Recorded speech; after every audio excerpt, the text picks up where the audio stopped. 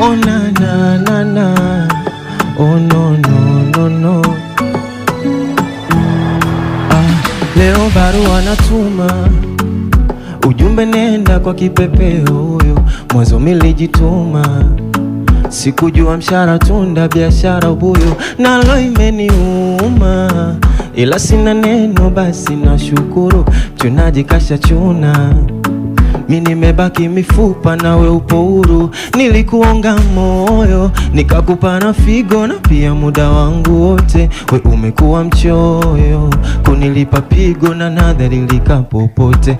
Umeniuma moyo, hivi mke wangu kweli unaitwa chaote. Mikwako kibogoyo, yani sina meno makali kungata chochote. Ile sauti yako ya dhamile lo nituliza silando na nifanya leo aimba. Ule upole wako na subia lolo nituliza fikra ndo kanifanya mika vimba. Sambona lamani unapoteza dila na tena unafanya hila linionekane mi mjinga. Au unadondoka shika pila pendo unofanya sila mina kubali mama shinda.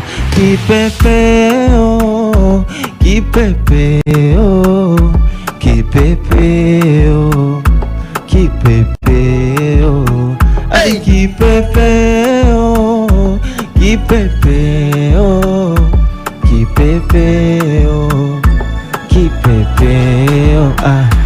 Nimekutafuta kiukweli na ukweli, sababu so upweke.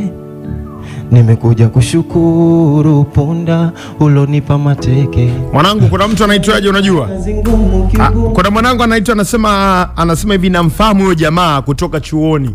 Yaani kuna mtu anakusikiliza na kukuangalia sasa hivi yuko chuoni, anasema anaitwa Kafansi. Manaelewa? Anasema huko pale TIA